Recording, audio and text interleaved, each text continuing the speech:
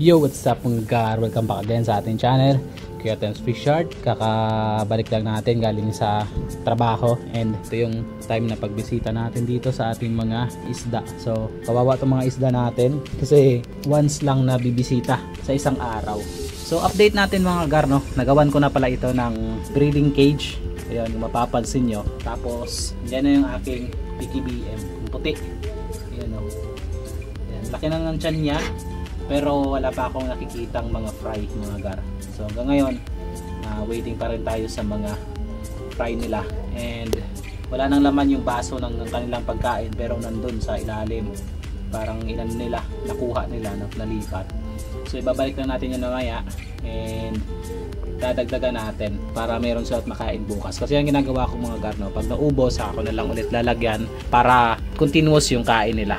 So waiting tayo dyan na mag-drop yan. Sana nga mag-drop ng madami. Kasi laki na yan, no? Laki, mga gar. So ito yung mail natin. So binalik na natin yung mail. Nung nakaraan kasi mga gar, hiniwalay ko yan. Pero nanghina siya, no? Yung parang, kumbaga parang nalungkot. Yung ganun. May ganun pa pala, no? Nalulungkot. So binalik ko. And nilagyan ko na lang ng ganyan, ng cage. Para kung sakaling manganak, nalalaglag yun sa ilalim. So malaki yung cage nila. Kasi malaki lang din naman ang lagayan. So wala pang fry, nakikita ko. Yun. Tapos yung full gold natin, ayan, yung ginawan ko na din. Medyo maliit lang ng kaunti yung ginawa ko sa full gold, compare doon, no? Kasi yun yung una kong ginawa. So tingin ko medyo malaki siya kung dito ko siya ilalagay. So ang ginawa ko, niliitan ko lang ng kaunti, pinaiksi ko. Tapos dito ko nilagay mga full gold. Yun. So mapapansin nyo, wala na ring wala nang laman yung lagayan ng kanilang pagkain. Check natin sa ilalim, ayun, nalaglag din. Nalaglag din yung to be fixed. So ibalik natin yan mamaya, tapos dagdagan lang din natin ulit. So wala pang fry. Sayang yung unang drop nitong isang female natin dito, kasi nung nag-drop siya wala tayong ganito. Yun, nakain lahat ng mga kasamahan lang din nila. So ito medyo okay to. Ayan, kahit pa paano medyo malaki yung lagayan.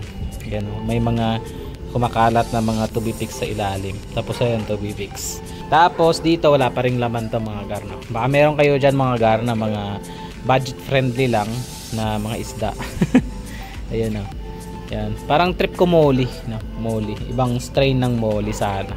Pero wala pa ako nakikita kasi na yung malapit. Gusto kasi yung malapit lang para hindi na ako gagastos masyado sa shipping. Marami kasi malalayo. Tapos syempre pag malalayo kasi hindi mo masisipat. Ayun.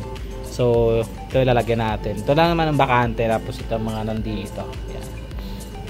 Yan yung mga nandito. So pinalit ko, no, yung medyo matataas na ganto yung ating trapan. Yun yung nilagay ko dito dalawa. Kasi mag-i-swap sana kami, no, ng tropa natin. Pero hindi natuloy kasi namatay yung i-swap niya sana. Tapos yung feeder natin dito mga gar, namatay na.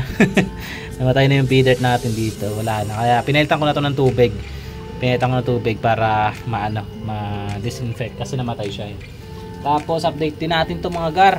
Yung ating mga double sword dito. Ayan, o mga garo. Yun. Kaso malabo yung aking flashlight eh. Malabo yung flashlight ko. Ayan. Medyo madilim kasi dito banda sa ilalim. Ayan. Pero pag umaga maliwanag naman. So mapapansin nyo sila mga garo. Lalaki na. Yan. Simula nung nalipat ko yan sila dito mga garo. Parang mga ano lang yan sila, mga fry. Tapos ngayon na yan, mga juby na. Yun, may mga ano na nga talaga, breeder size na. Yun, no, mga breeder size na. Yung mga male ko, ano na, mga breeder size na talaga sila.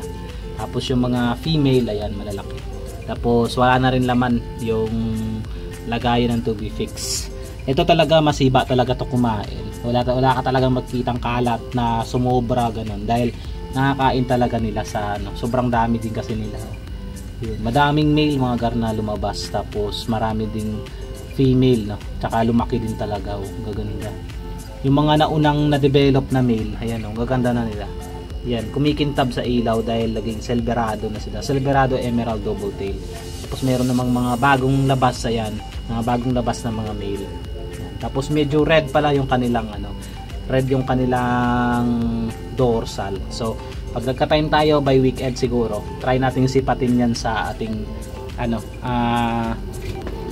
show tank para makita natin yung itsura. So dadagdagan ko ito maya maya, lagyan ko ng mga pagkain. Tapos dito mga gar, ito yung lagay ng pea dirt natin dati. So yung mga fry ng pea dirt ko doon sa ilalim, no, yung mga pea dirt ko natatandaan nyo sa mga huli natin mga video, may pea dirt tayo doon na community. So nilagyan ko yun ng mga female, tapos nagkaroon sila ng mga fry yun. Tapos kinuha ko yung mga fry lahat, no, hinuli ko, tapos pinagsama ko sila dito. Yan sila, oh, yan, dami nila mga gar. Tapos may nakikita akong mga koi, no? May mga koi yung ulo. Ayan, sana nga mayroon tayong makuha dyan na pares na koi. Ayan, yan sila.